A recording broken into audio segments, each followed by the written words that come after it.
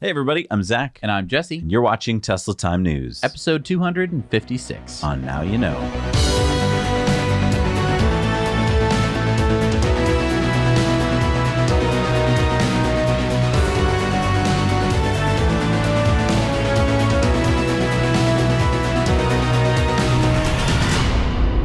We are brought to you, as always, by our amazing Patreon patrons. Support creating independent news every week by heading over to patreon.com/nowyouknow, and there you'll find some awesome perks. Now, one of those perks is at the $8 level, where we have a monthly live stream with us. Our next live stream is happening Saturday, August 14th, so be sure to join us for that. We're brought to you by BigBattery.com. No matter what you need to power, Big Battery can provide you with the latest battery tech at the best price per kilowatt hour guaranteed. Their batteries are easily installed, require zero maintenance, and they're made right here in the US. Pick up yours today at BigBattery.com and use code NOWYOUKNOW for 5% off at checkout. This episode is sponsored by Keeps. Keeps is a subscription service that makes it easier and more affordable for men to treat their male pattern baldness online.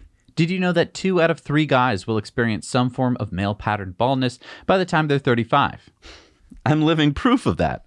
The best way to prevent hair loss is to do something about it while you still have hair left. With Keeps, a licensed doctor will review your information online and recommend the right hair loss treatment plan for you. Then your treatment is shipped right to your door every 3 months. Keeps offers generic versions of the FDA-approved medications for hair loss, which makes it more affordable. Find out why Keeps has more 5-star reviews than any of its competitors, and why hundreds of thousands of men trust Keeps for their hair loss prevention. If you're ready to take action and prevent hair loss, go to keeps.com/nowyouknow or click on the link in the description to receive 50% off your first order. That's KEEPS.com/nowyouknow. A grand jury last week indicted Trevor Milton, the founder and former CEO of the Nikola Corporation. Now, you remember Trevor Milton, the 39-year-old who brought Nikola public through a SPAC last year, and now he's a billionaire. Milton made claims about their vehicles, like the Nikola One hydrogen-powered truck, that turned out to be false, like the fact that the truck was driving at all. Yeah, prosecutors say that the truck was simply filmed rolling downhill, as we covered a couple months ago, or other claims by prosecutors in the indictment, like that the vehicles shown in press events had their doors taped shut and were powered by extension cords. Prosecutors said Milton's scheme targeted individual non-professional investors, so-called retail investors, by making false and misleading statements directly to the investing public through social media and television, print, and podcast interviews. Trevor Milton appeared in court last week and pleaded not guilty. He was released on a $100 million bond. In a statement, Nikola Corp said that the indictment was against Milton and not the company, and that Milton has not been involved with the company for over a year. But the thing that I don't understand is that he is a major shareholder, the founder, the driving force behind the company, including all of the hiring, and that everything that he's being indicted for was happening while he was at the company, about the company. Why isn't the company being held more responsible for this? I don't know. I mean, he's still a major shareholder. You're right. So, I mean, I assume like he still has some say in what's going on with the company. Right. And your point about him having hired everyone, when you're the founder of a company, that's like the whole ethos of the company is you. And so the whole company was built on a lie. Right. Now, I think that we smelled something fishy going on very early on. I mean, first of all, we were like, hydrogen, why would that be your pick? And then everything that happened with the company just seemed a little bit suspicious. And of course, it was just a whole bunch of outrageous claims. I mean, every single time they did a press event, their things that they would show, their prototypes, were just cobbled together parts of other vehicles. And they continued to make outrageous claims. It wasn't just like one event where he made one claim. It was every single time they said stuff that wasn't true. Like, you know, we've got solar on our buildings, and then there wasn't solar on the buildings. It's mind-boggling. I think Audrey Strauss, the U.S. Attorney for the Southern District of New York, summed it up quite well. She said, at the bottom, this is a very simple case. Milton told lies to generate popular demand for his stock. Yeah. And he's a charlatan. Yeah. And I think it is something to be a little bit nervous about when we're talking about SPACs. It's very easy to do this kind of thing during a SPAC because you don't have to show any profits or earnings or anything like that beforehand. And, you know, because it's not expected. And so you just go into it with like, oh, the promise of whatever the CEO is driving at, whatever he's telling us. Obviously, this is a very extreme case of it, but something to keep in mind. I think that the court held him to a $100 million bond is very telling because this shows that the court doesn't think he might even stick around for the case. I don't think that he will either. I think that might even be too, like, why give him any bail at all? I know he's worth billions. So he's a huge flight risk. Yeah, I know. Hey, would you like to see Trevor Milton behind bars? Hit the like button. All right, so Elon announced that Tesla AI Day is going to be August 19th. That's just around the corner. So what's it going to be about? Well, he made it quite clear here. Convincing the best AI talent to join Tesla is the sole goal. So yeah, this isn't about like getting the stock price to go up or getting analysts to get all excited. He knows that to keep the company going full steam, you need the best minds. And so I think he wants to talk directly to those people out there like, who should I go work for? And he wants to get them applying to Tesla. Now, Holmar's catalog said, I am 90% sure Tesla will pull off robotaxis. I've done extensive testing and concluded that no fundamental problems remain. It can really be done. I'm positive. Elon said this should be clear to anyone who's experienced the FSD beta evolution. Self-driving requires solving a major part of real-world AI. So it's an insanely hard problem, but Tesla is getting it done. AI Day will be great. And then Holmar's catalog said, will you reveal more details about Dojo at AI Day? Elon said a lot. So I'm really excited. I think that a lot of people, it's going to go over their heads, just like Battery Day did, just like the last Autonomous Day did, where people were just kind of like, self-driving cars, what are you talking about? Because, yeah, it's not here. We're talking about something very futuristic that they're working on right now. And so you either kind of have to be in the camp where you believe it's going to happen, or you're in the camp of like, what is he talking about? He's a crazy billionaire. Right. Huge advantage here because every single one of these days that Tesla has put on, the stock went down afterward. So this is like a great little opportunity. Now, of course, Zach and I own Tesla stock, so don't listen to what we have to say. But time has shown that usually they do a day, the analysts go, that wasn't for me. That wasn't dumbed down at all. I'm not a data scientist. I don't know anything. And the stock goes down because they're like, I don't think I understood what it meant, and maybe they're not ready yet. If Elon's right that their biggest problem is attracting great talent, most other companies have to put something on LinkedIn, put something on monster.com, hope that they get some good applicants, or maybe headhunt, steal some people away. Elon's able to put this out and speak directly to people who are like, I think I'm going to apply. And who are they looking for? They're not looking for, the 60-year-old who has had a long career and is full of experience, because no such person exists. Right. AI is so new that if you're over the age of 37, you probably don't know anything about it, and it's not your fault. Right. And so AI Day is a really strong way to get the message out to the young people who are like, I've been working in AI since I was 12. So this story might excite you, Zach. It involves Rivian. Oh, thank goodness. Are they getting closer to delivering our truck? What? No. They just trademarked 6 new models. What? Yeah, the R3S, the R4S, the R5S, the R3T, the R4T, and the R5T. So what? What do you mean, so what? It's exciting. They're going to make new vehicles. This probably means that they're going to be out soon, right? Trademarking a name doesn't mean much. It's just holding the place for that trademark.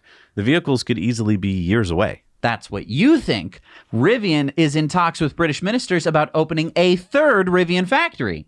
Wait, a 3rd factory? Don't you remember last week when Rivian was looking for their 2nd car plant called Project Terra? Well, now they're looking for their 3rd. But they haven't even produced their 1st truck. Isn't this going to cost a lot of money? Well, according to Reuters, the UK plant could cost well over £1 billion, which is like $1.3 billion. And the 2nd US plant is set to cost over $5 billion, also according to Reuters. Okay, so hang on. That's over $6 billion before they've even sold a single vehicle.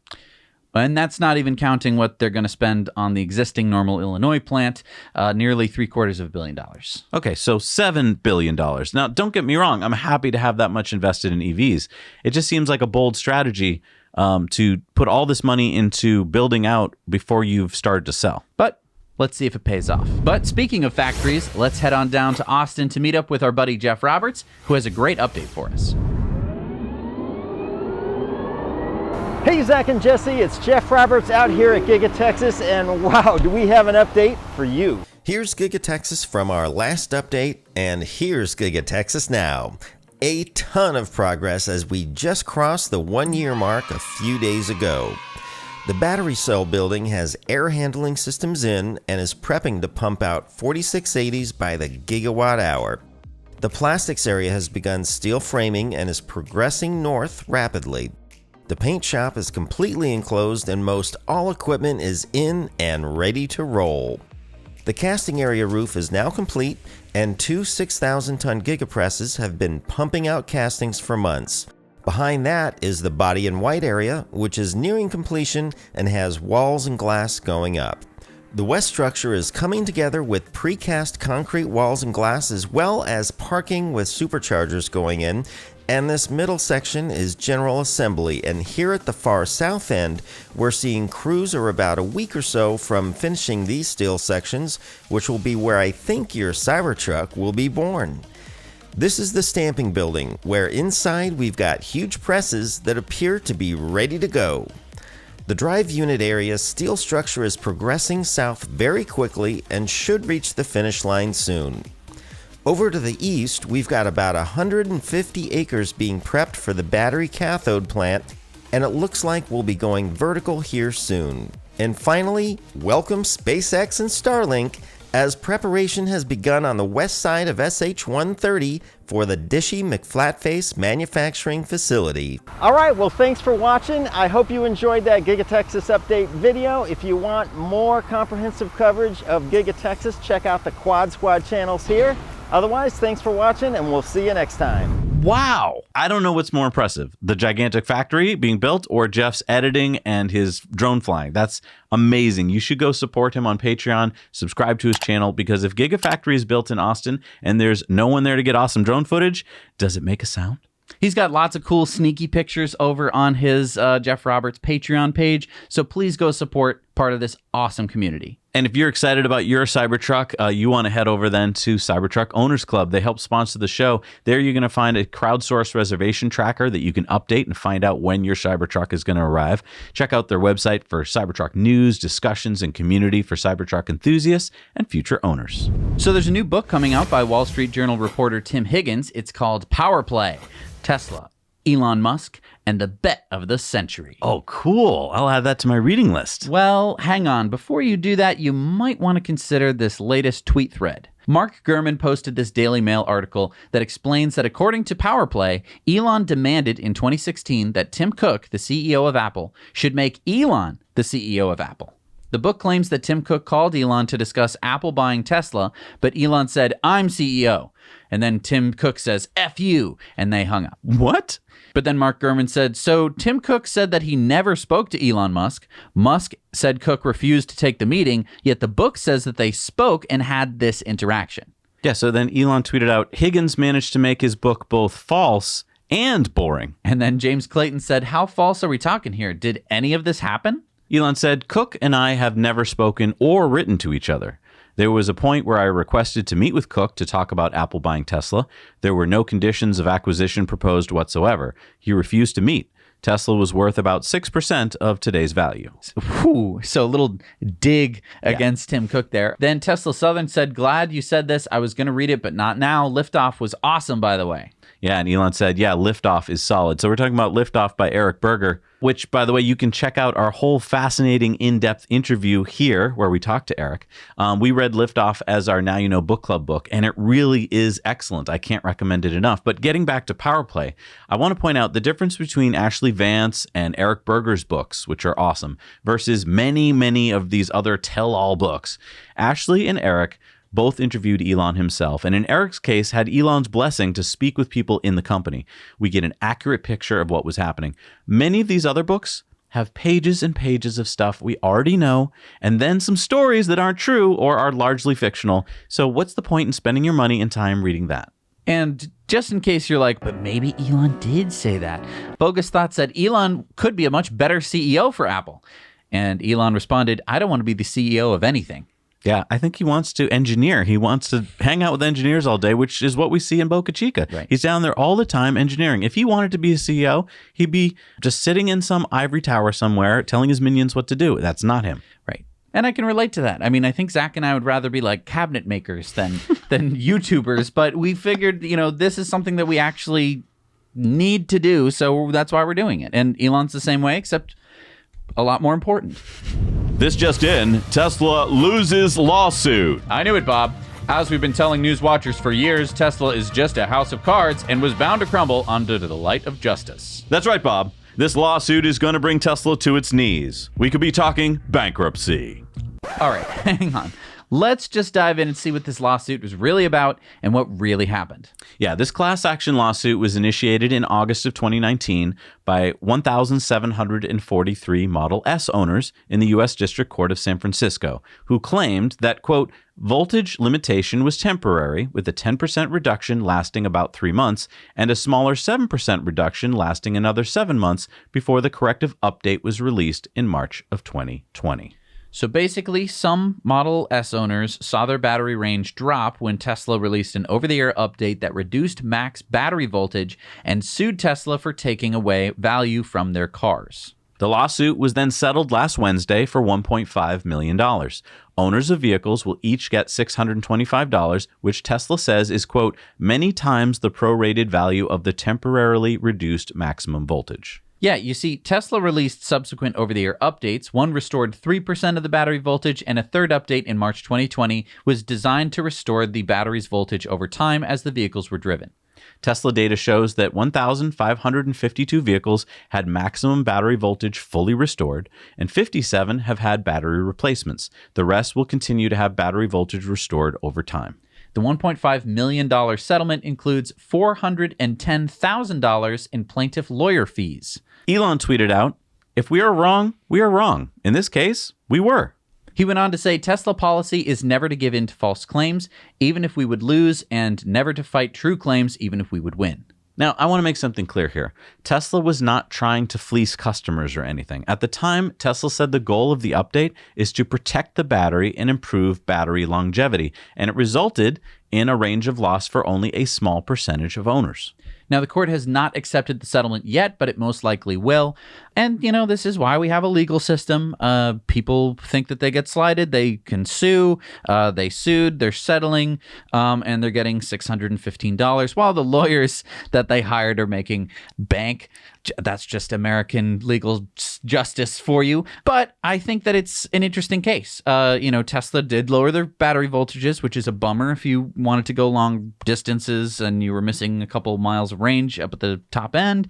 I do think that it's also interesting that this is similar-ish to what happened with the Chevy Bolt, that Chevy Bolt owners now have like a massively reduced range in their vehicles, specifically the 2017 through 2019 versions.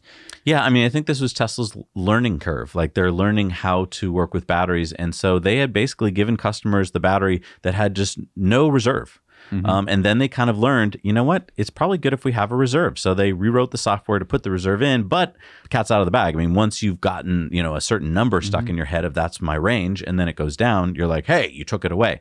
They were trying to make the cars better. And yeah, this did take away some value for owners. I'm glad to see that it got resolved. It would have been nice if Tesla had just done it without going to court.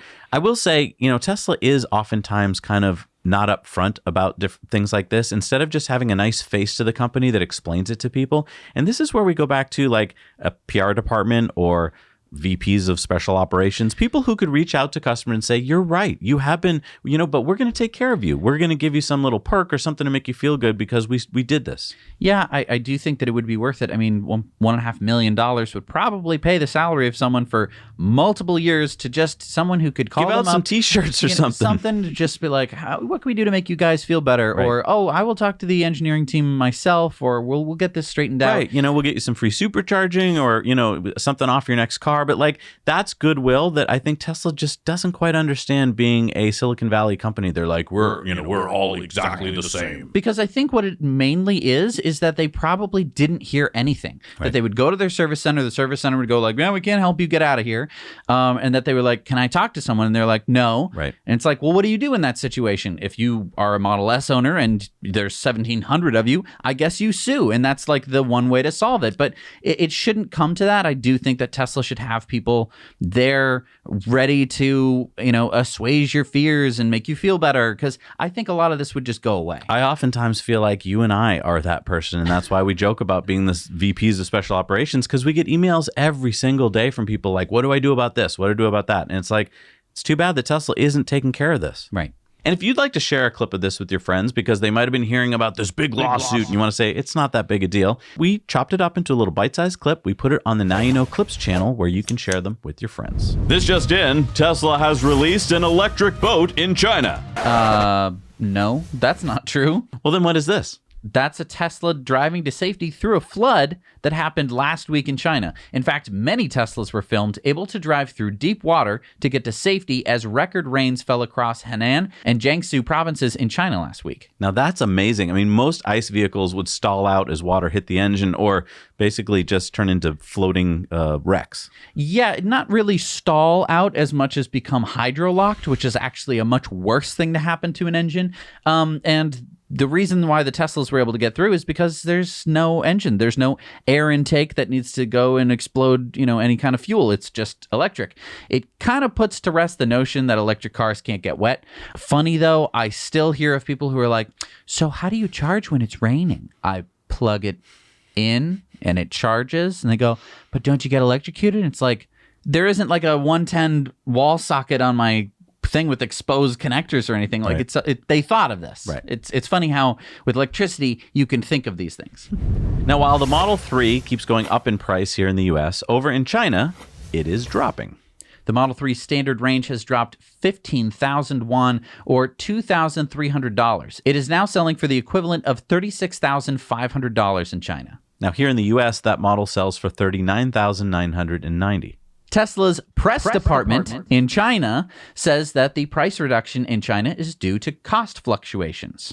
And pretty interesting that in China, Tesla does have a press department, which is pretty valuable to have when things like this happen and you're like, why'd the price go down? Oh, cost fluctuations. So do you think because Tesla has been able to get more and more parts for Giga China from local sources that they've been able to reduce prices as costs have continued to go down?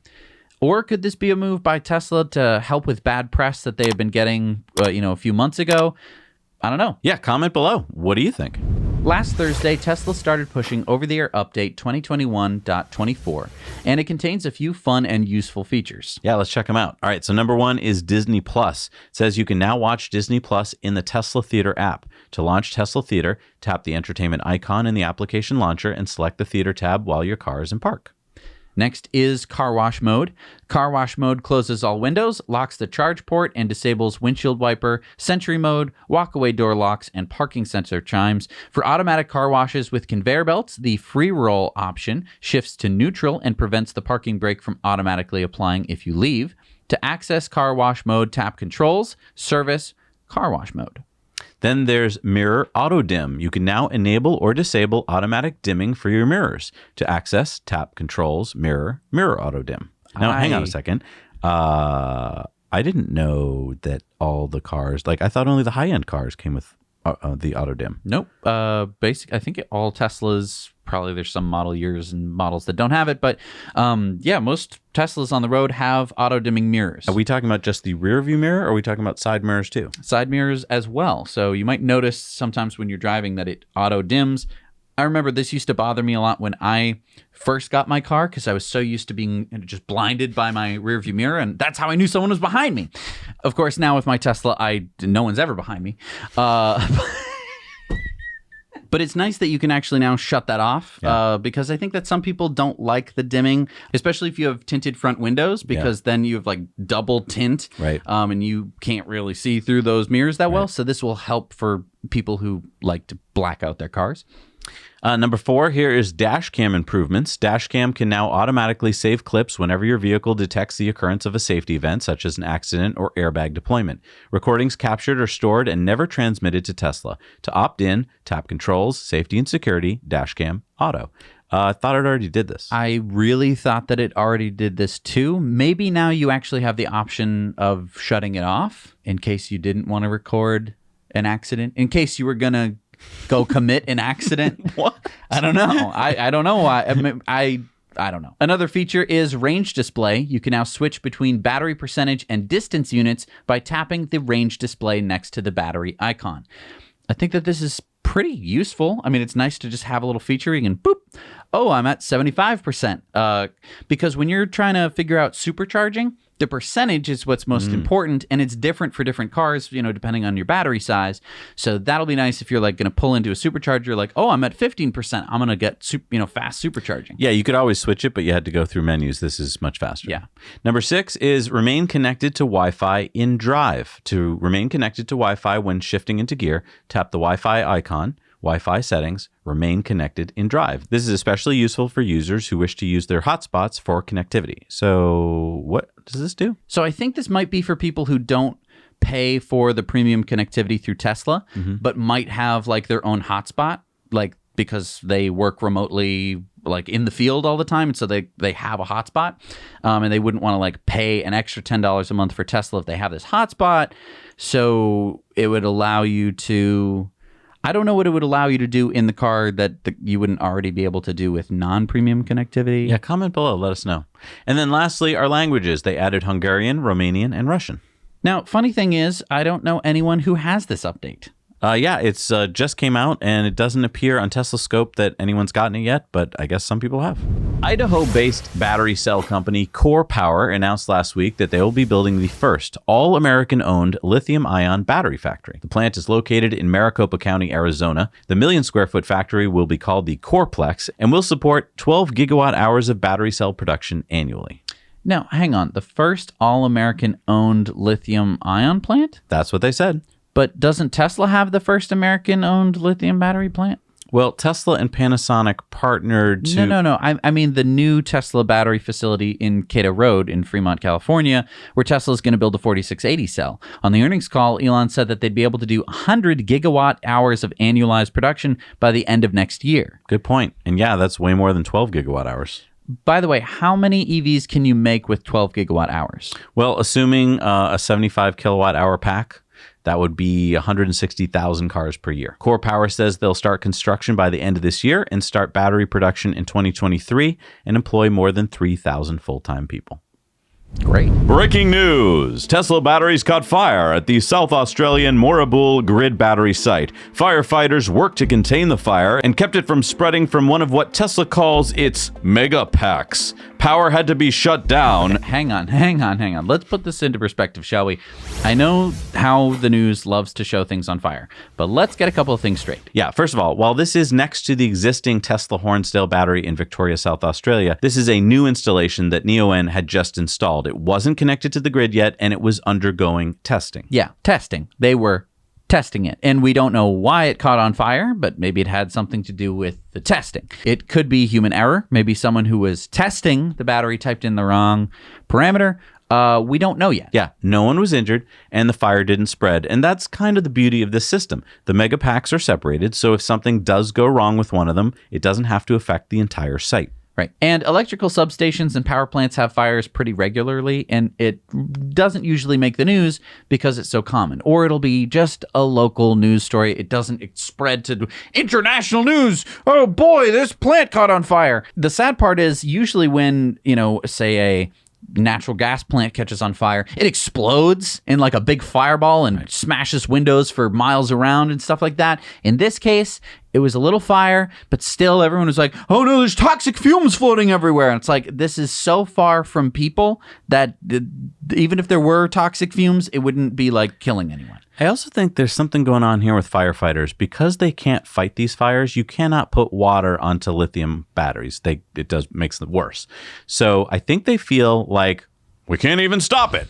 Yeah, with water you can't, right, but you have to use new techniques. And I think that firefighters are going to have to keep up with the technologies and realize that water is not the only way to put out fires. And they're going to have to come up with special ways to put out certain fires, because as we move forward with new materials and material science, water does not always put it out. I mean, water works because it takes away the oxygen, but in the case of lithium, it makes it burn. Mm-hmm. So we just reviewed the GoTrax GMax Ultra scooter over on the Now Let's Review channel. This is, by the way, if you don't know, we have a YouTube channel separate from this one where we review electric scooters, bikes, lots of other fun, sustainable technology. I urge you to go check out, especially the GMax Ultra scooter has like a built-in lock. It's a really good commuter scooter. So if you were in the market, if you're thinking about it, head over there. We also have lots of other scooter and e-bike reviews. It's really funny how we went from nothing electric to everything electric in such a short amount of time. And that's why we started the channel, because for the longest time, if you could find anything electric, you were lucky to find it.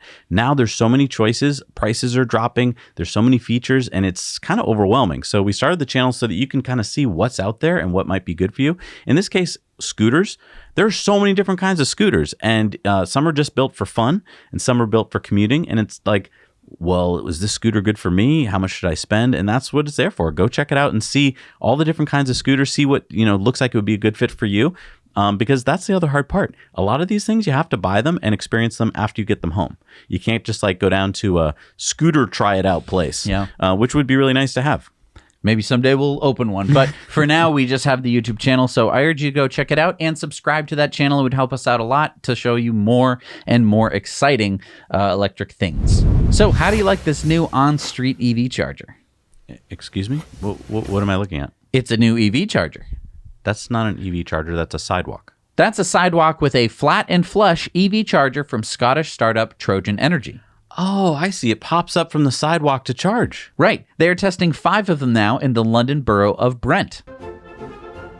The company is going to test 150 of them in Brent and Camden later this year. So how does the user get them to pop up? They don't, actually. The user has a personal lance, and they pop it in like a key, and then once charged, the lance can be removed. So 15 chargers will be installed in parallel on each circuit, 7 to 22 kilowatts. So if you live in the Brent or Camden neighborhoods of London and you have an EV, reach out to Trojan about joining the test program, and please let us know about it. And I would love to see some videos of how this works, especially how the lance works and where you put it. So, I mean, it's like the size of like an air pump, it looks like. And you carry that in your boot. And then you plug it in and charge. I mean, that's pretty smart, because one of the biggest complaints about chargers usually is that they're unsightly. They take up, sidewalk space and stuff like that, and they can be vandalized. This is just like no one even knows it's there. So what's the Britishized version of frunk? Is it bonnet? Frunk? Would it Fruit? just be bonnet? Fruit. But boot and bonnet both start with the same. Oh. Well, I mean, it's front trunk, so it'd be front boot. So it'd be It wouldn't be bonnet boot? It's fruit. Comment below if I'm right. It's fruit. So Redwood Materials, which is JB Straubel's Nevada-based battery recycling company, has just closed its C round of funding, and it secured $700 million. All of the B round investors returned, like Capricorn's Technology Impact Fund, Breakthrough Energy Ventures, and Amazon's Climate Pledge Fund, Valor Equity Partners, Emerson Collective, and Franklin Templeton. The round was led by T. Rowe Price Associates, Goldman Sachs Asset Management, Bailey Gifford, Canada Pension Plan Investment Board, and Fidelity. Strobel said, with this capital, Redwood will be able to accelerate our mission to make battery materials sustainable and affordable, accomplishing the change we need in the world with a circular economy. Now, Redwood is undergoing an expansion right now at its Carson City, Nevada facility, tripling its size and adding 500 jobs. And I'm excited to see, a C round means that there's probably going to be a D round, and then I'm guessing that they'll go public. And so I'm kind of excited to see if this kind of takes off in the next year or so and leads to an IPO, because there's not that many companies in the battery recycling space, and yet there's a lot of new batteries entering the market, and they need to be recycled. Exactly. This would be like if... instead of discovering gold mines, people were just dumping gold in the trash, and it was like, hey, are you gonna use any of that gold? And they're like, nah, we're not gonna use any of that gold. What are you, stupid? Yeah. And you're like, we could start a company to get this gold. Yeah. What's exciting for me is that the better that Redwood Materials does, I think the better that kind of all their competitors are going to do. Yeah, we had an interview with the founders of Reservations. You can check it out here, which had a lot of interesting information about what it takes to recycle batteries. All right, it's time to play. Did they actually do it? Did they do what? Who? Who are we talking about? All right, I'm talking about the new GAC, or Guangzhou Automobile Corporation's Ion 5 SUV.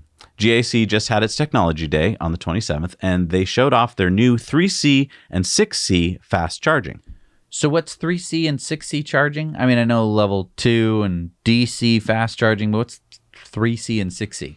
These are GAC's names for their new fast charging speeds. They claim that 3C can charge their EV 0 to 80% in 16 minutes and 30 to 80% in 10 minutes.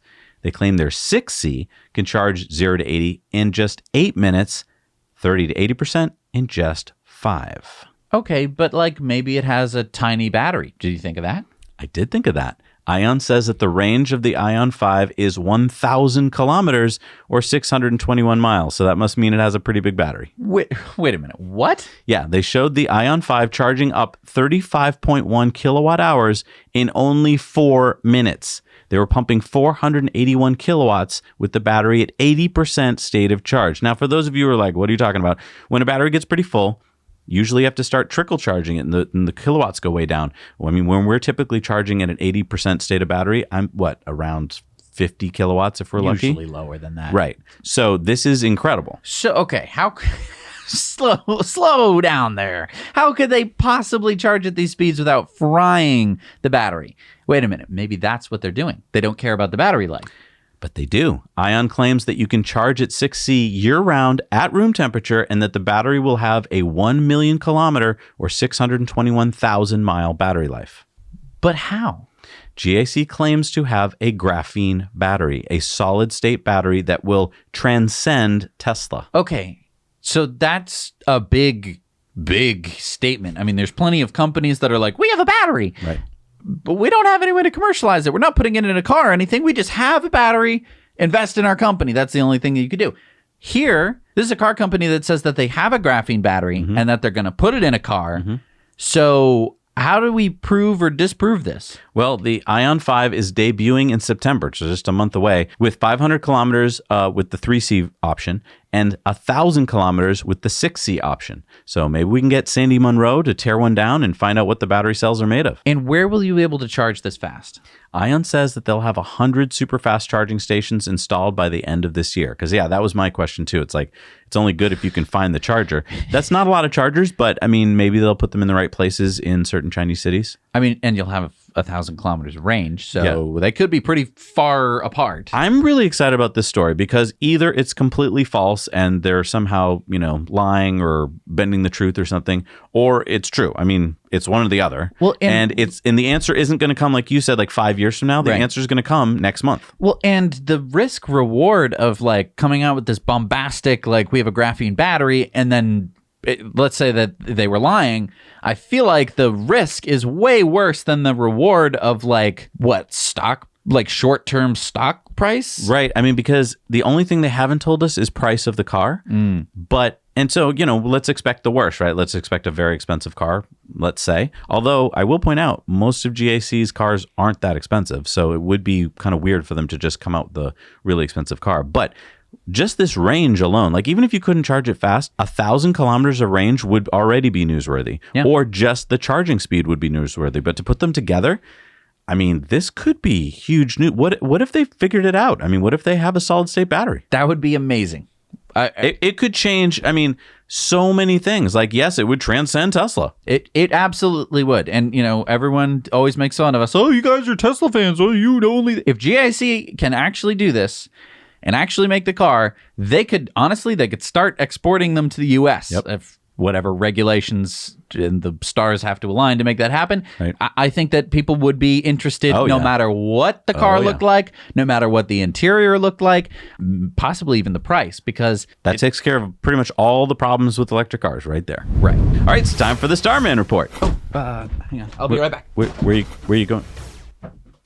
Welcome back to the Starman Report. Eli is out this week, so I'm filling in. Jeff Bezos wrote an open letter to NASA Administrator Bill Nelson on July 26th, where he followed up on his protest of SpaceX's win of the NASA moon contract. In the letter, Jeff pleaded with NASA, arguing that it wasn't fair that SpaceX had a head start. Quote, "Instead of investing in 2 competing lunar landers as originally intended, the agency chose to confer a multi-year, multi-billion-dollar head start to SpaceX, despite the fact that Blue Origin was founded 2 years before SpaceX." Jeff went on to offer $2 billion in waived costs if the contract could be awarded to Blue Origin. Keep in mind, the bid that Blue Origin put forth was $6 billion to SpaceX's $2.9 billion, meaning that even with Jeff's $2 billion, SpaceX would still be the far cheaper option. And it was all for naught. The US Government Accountability Office denied Blue Origin's protest, leaving SpaceX's Starship as the sole moon lander. The GAO said NASA did not violate procurement law or regulation when it decided to make only one award. The evaluation of all 3 proposals was reasonable and consistent with applicable procurement law, regulation, and the announced terms. Also in space news this this week the malfunction of Russia's brand new Nakua module. Shortly after its harrowing docking last Thursday, it put the entire International Space Station into a spin. Now the whole affair is over and the ISS has been put back into the proper attitude, and everyone aboard the ISS is safe. In SpaceX news, SpaceX has completed stacking the Starship orbital tower. This tower should not only be capable of launching starships, it should also be capable of catching them, and then stacking them and putting them back together again. When it's completed, it should look something like this, which is why back in April, Elon called it Mechazilla. That's all for the Starman Report. This has been Jesse filling in. Well, thanks, Jesse, for filling in for Eli. Welcome. Wow. All right, it's time for Into the Future. So Joby Aviation is a private eVTOL company based in California, founded in 2009. They just completed a record-breaking test flight with their eVTOL, or Electric Vertical Takeoff and Landing Aircraft. This fully electric VTOL seats 5 and has a 150-mile range. Now, can it really go 150 miles, though? Well, that's what this test was. They flew it unmanned near Big Sur in California for 77 minutes, and it flew 154.6 miles, or 249 kilometers, including the takeoff and the landing, which uses a lot more energy than just flying. Chief Test Pilot Justin Payne says, "While we still have plenty more testing to do, achieving this milestone is an important validation of our technology, and I'm incredibly proud to have played a small part in what is, to our knowledge, the longest all-electric eVTOL flight performed to date." They expect that the 811 NMC cathode and graphite anode battery will be able to fly more than 10,000 nominal flight cycles once the aircraft is in taxi service. Wait, so this is going to be an air taxi? Yep, it will have a pilot and 4 passengers and should be able to fly from San Francisco to Reno, Nevada. And for places like LA that are always full of traffic, it could be a much faster alternative to driving in a car. LAX to Newport Beach, for instance, at a top speed of 200 miles an hour, gets you there in about 15 minutes compared with an hour and 15 minutes. So they're still private? Well, actually, they finished their Series C with investors like Toyota and Uber and BlackRock holding major stakes in the company. But they are going public with a SPAC called Reinvent Technology Partners, or RTP, which should bring Joby $1.6 billion in cash to keep the runway open for a bit longer. Now, disclaimer here, Jesse and I do own stock in RTP. Joby expects each aircraft to cost $1.3 million and generate $2.2 million in revenue when they start flying as air taxis. And I think this is a really important space to be looking at because it does seem futuristic, right? It seems like full self-driving cars or something that must be 40 years away. But if this test is true, and it seems to be, then they just tested it and it works. Now, that test did not have passengers in it, so it's going to weigh more when there's passengers in it. So I don't know about the 150-mile claim. But let's just say they can't go 150 miles. Let's just say they can do LAX to Newport Beach, which is not that far. Right. But if they can do it at a fraction of the time that people take. Now, I know you might be saying it's like, well, but I'm never going to be able to fly one of those. Yeah, in the beginning, it's probably going to be for rich people. But as long as they can get enough rich people to fly in it, it's like helicopters in places like New York. I mean, you see rich people taking off from lower Manhattan all the time. But it should be cheaper to fuel, operate, and maintenance. So that's why I think that this space is so exciting, because you can make it autonomous and electric.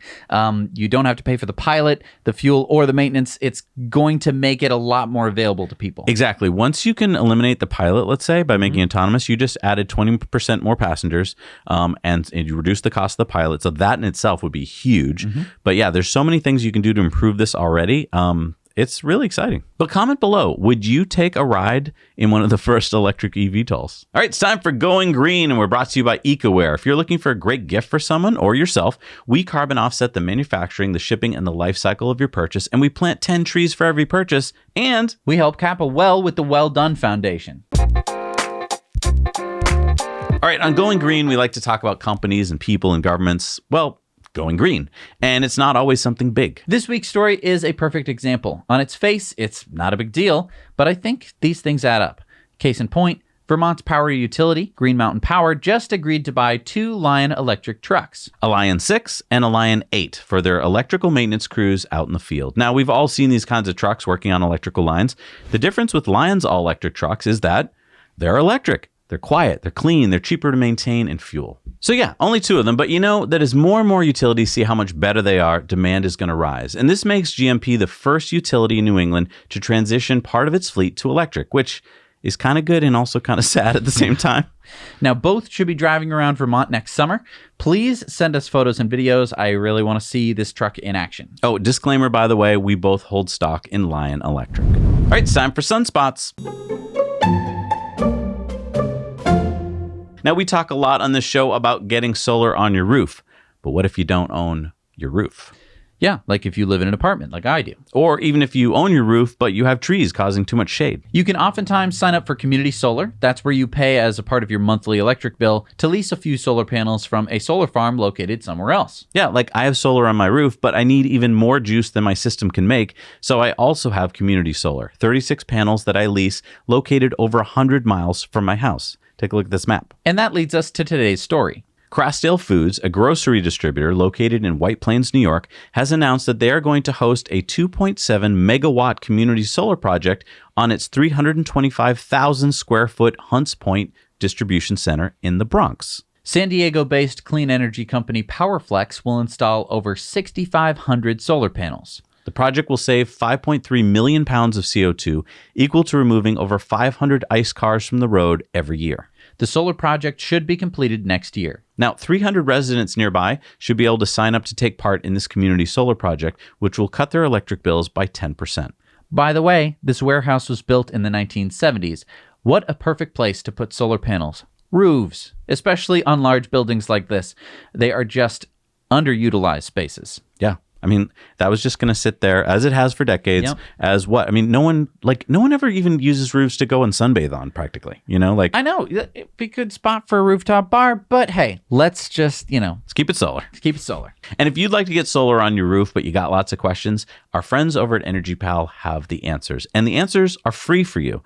They're going to charge your solar installer, so you don't have to pay for it. And you're going to get all of your questions answered, and they're changing all the time. So if you have questions, go contact them. The link is down below. All right, it's time for our video contributor stories. What do we got this week? We've got our buddy Alvin with Evolve Mobility in Singapore. Hi there, Zach and Jesse. This is Joe from the Evolve Mobility channel, bringing you a video contributor story from Singapore. Now, Tesla officially returned earlier this year in February, and they've since been back with a website and has been taking orders for the Model 3 Tesla. Fast forward 5 months, despite having faced delays with their supply chain, the Model 3s have finally arrived on our shores and are being prepared to be delivered.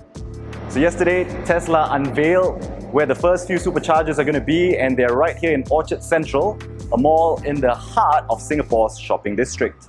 And as you can see, a 3-stall 250 kilowatt V3 supercharger is located here on the 9th floor right next to the lift lobby. Now, Singapore has ambitious targets with its Green Plan 2030, and we're all really excited to see more and more Teslas fill our streets as they ramp up deliveries. And not to forget, as the Singapore Tesla Owner Chapter becomes officiated. Back to you, Zach and Jesse. Now you know. Nice to hear about another country that's going Tesla. Thank you, Alvin. All right, and it's time for our Patreon bonus stories. Now, this week we've got a Now You Know investor bonus story that we're going to be doing on QuantumScape. And we're going to be reporting on a shift in Tesla's retail strategy, what Elon said about Apple, and Starlink orbits. So if you want to find out about those, head on over to patreon.com/nowyouknow. For as little as $1 a month, you get to check them all out.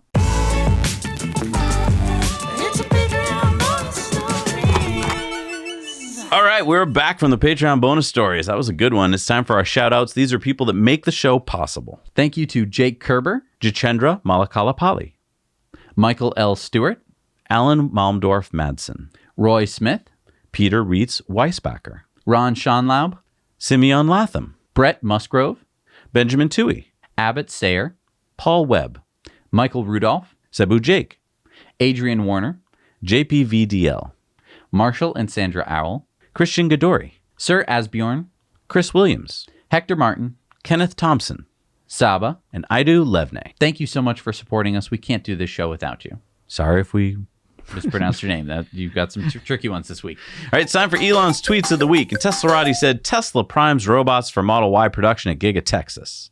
Elon said, I was at Giga, Texas yesterday. Team is making excellent progress. Building will be almost a mile long when complete. Aaron George said, Elon, I just drove by Giga Texas a few minutes ago. The building looks so awesome. It took me a minute to record the whole factory while I was riding in the car at 85 miles an hour. And Elon said length will grow by 500 feet over time. Holmar's catalog said AI can do things that only humans could do before. So check this out, Jesse. That's a robot taking a shot from center court. Elon said computers are absurdly more accurate than humans. How long would it take for a human to render even one frame of a modern video game at low resolution? The computer will do high res at 120 frames per second. Not a contest. Dirty Tesla said, almost hour 13 of this grid outage, we have not yet lost power and the sun is rising to power the house and fill the batteries. This is an amazing system, worth every penny. Larry Kellogg said, I got my elderly mom one Powerwall a number of years ago. She might have been one of the first in her state to own one. It's been great for peace of mind and has covered her 23 times since she has owned it for outages of 5 to 10 minutes. He went on to say, I love the fact that the system switches over to battery so quickly that you don't have to reset the clocks. And Elon said, that is the acid test. Bennett said, yo, Elon, when can we expect the Fremont tours to resume? Elon said, probably in a few months. Rich Tier said, Dear Elon, is there any chance of us getting lithium-ion 12-volt batteries when replacing the lead-acid batteries in our current Tesla Model 3s and Model Ys? Asking for about 1 million friends. Elon says, we will try. Preferable for Tesla too, as they last so long. Unlike other makers of cars, our goal is not to profit from service. Best service is not needing service in the first place. And then SpaceX tweeted out the 100th build of a Raptor engine complete. I love seeing the team there. Galley said, did Elon just say nickel-based cells for ships and aircraft? Electric boats and planes coming. Elon said ships are probably fine with iron cells, but aircraft need very high energy density for good range. I'm not saying we will do aircraft. We have our hands full with cars and solar, battery, power generation. Just that max energy density is needed for aircraft. Sam Corris said, for everyone looking to compare the Tesla and Ford Model T ramp, pulling data from Tesla website and Wikipedia for Ford. And this is because Elon talked about it during the earnings call. He said, we're growing faster than Ford. And well, according to this data, it looks like it's neck and neck. Elon said, cars today are far more complex than the Model T, with a global supply chain that is vulnerable to force majeure risk. Like Model T, supply chain for battery EVs simply doesn't exist at massive scale, so must be built in parallel. Ideas are easy, production is hard. Elon said population collapse is potentially the greatest risk to the future of civilization. And that's just for Earth. Mars has 0 human population. We need a lot of people to become a multi-planet civilization. Lex said that's a good pickup line. Alex said almost as good as, do you ever think about electric cars? Elon said, haha, true. I talk to my friends about electric cars constantly in college. Our SpaceX Master Race said the 5 stages of Jeff.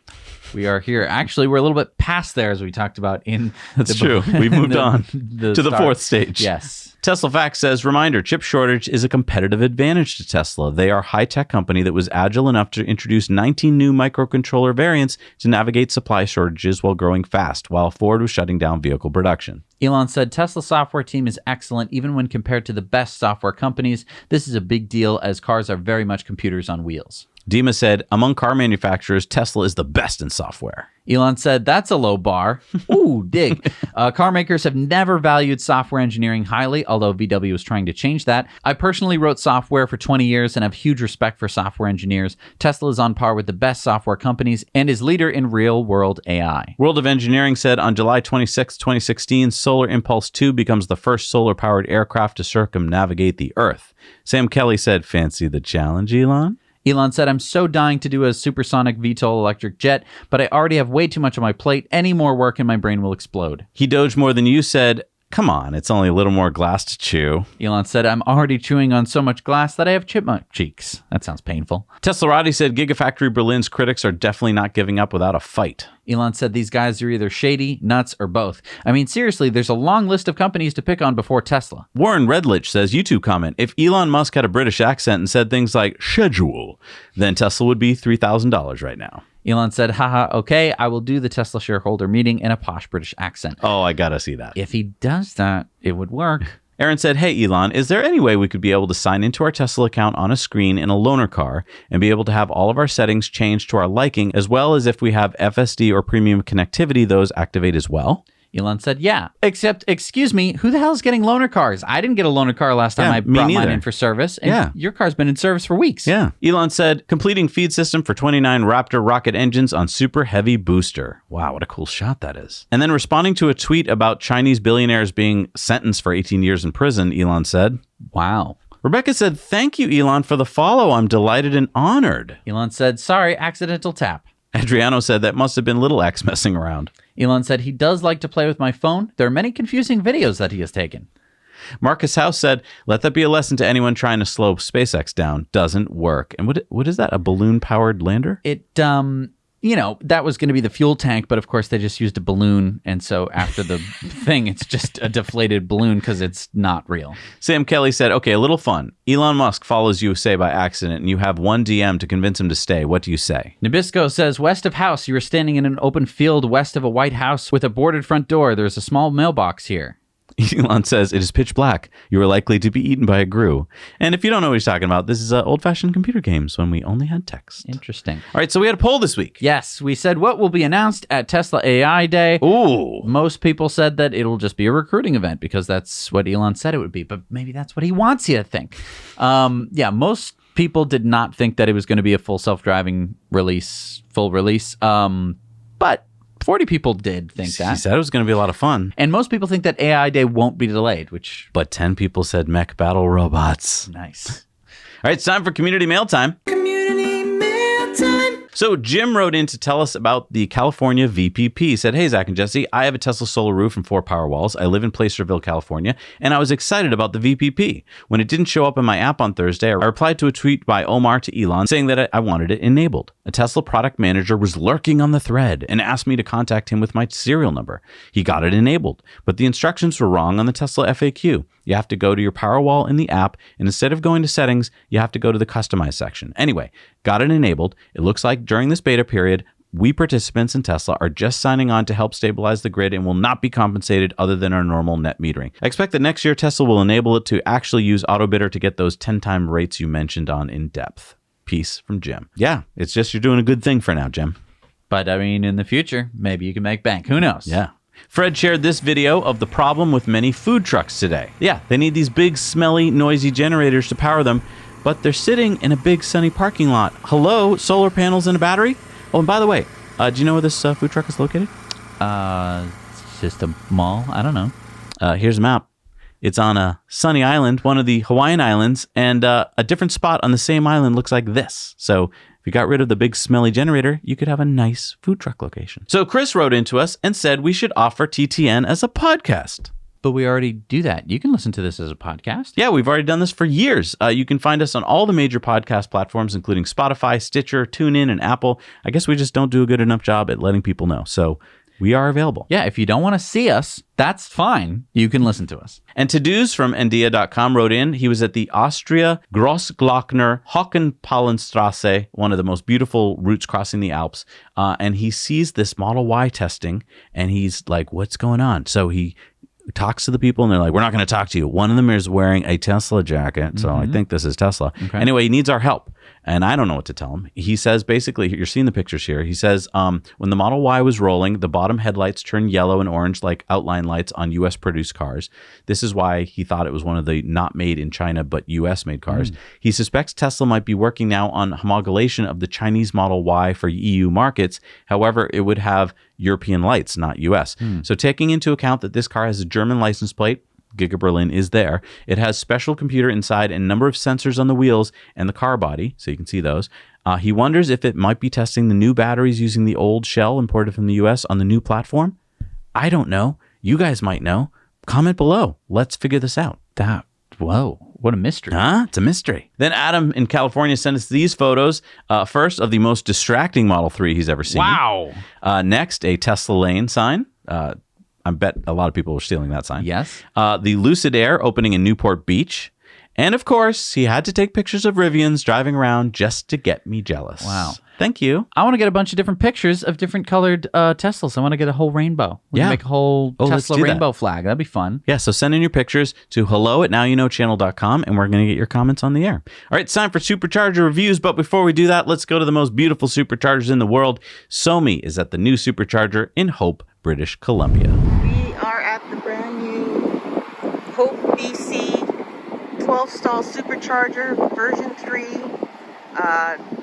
We have the Tesla community out here celebrating the grand opening, even though one stall is out of order right now.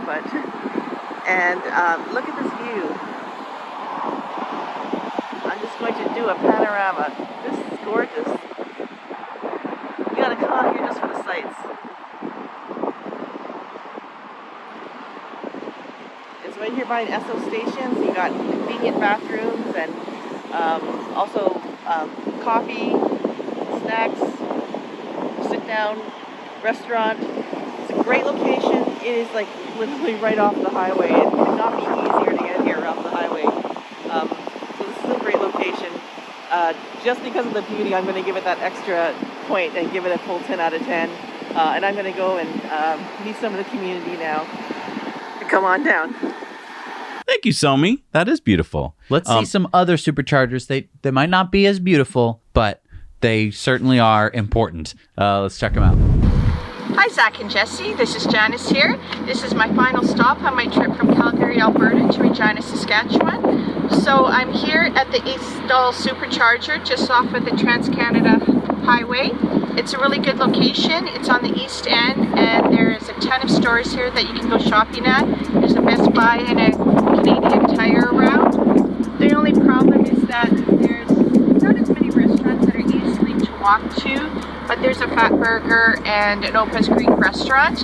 What I like about the Supercharger is that you can drive into either side of the Superchargers.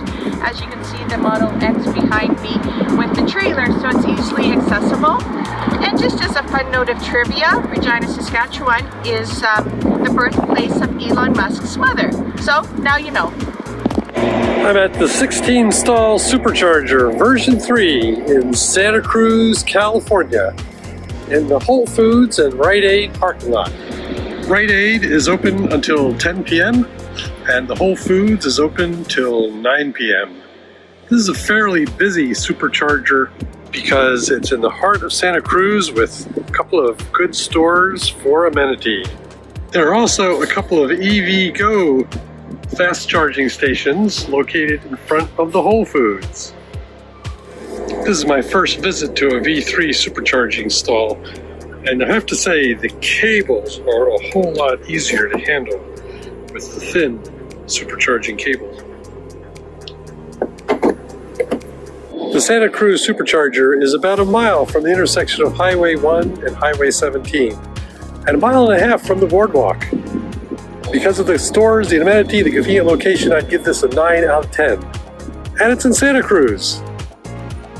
Hey, Zach and Jesse, this is Eric calling in from the new Williston Supercharger. It's a 8-stall, 250 kilowatts, which is better than our other South Burlington location, which is 150 kilowatts. This one is also at a Healthy Living, so that's a good place to get some quick bites really close. And then if you go a little bit further, you can also get to a 99 restaurant and a sushi place. And then if you go across the street even further, there's lots of places to eat near a movie theater, burger place, pizza place, Chili's, Longhorn, and there's like a Shaw's out that way and a Vietnamese place. And you can even watch planes coming in. That's at the Burlington International Airport. I give this probably like 8 out of 10 stars. It's a little bit easier off the highway and there's some good options for food. Back to you.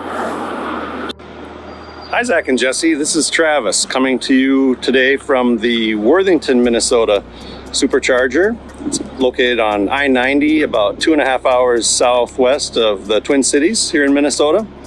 It's a very nice location. There's lots of services nearby and it's just off the freeway, super easy access. There's a Holiday Inn Express here, there's a Walmart nearby, McDonald's, Dairy Queen, Subway. There's a liquor store right nearby too.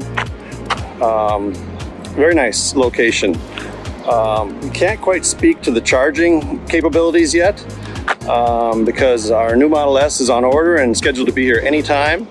So we can't speak to how well it works yet. So I suppose we're suffering from premature evaluation of this site. So stay tuned and we'll get our car. We'll report back to the charging experience.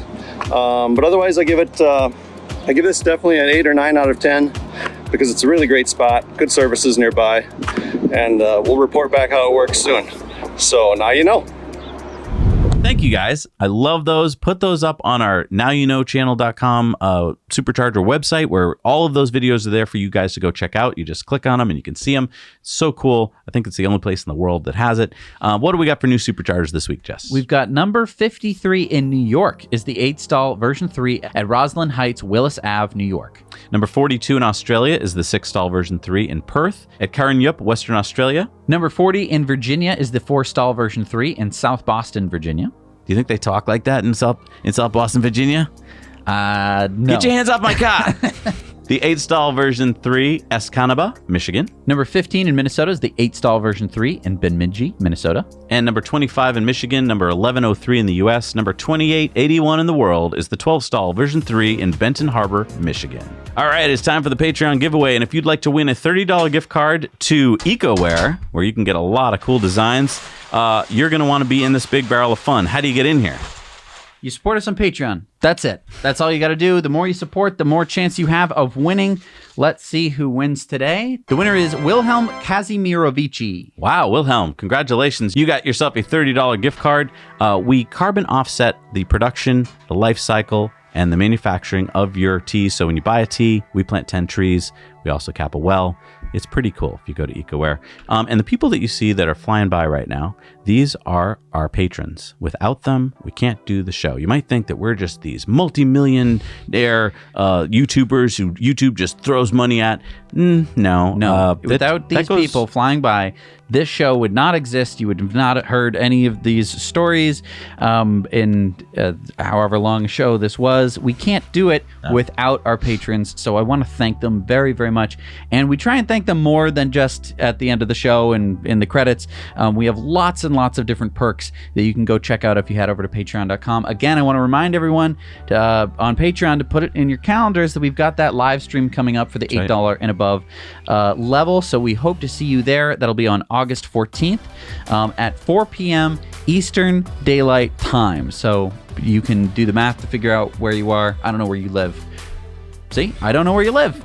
That's a good thing. Let's keep it that way. Let's keep it that way. You don't want us stalking you. And we'll see you next week. Now you know.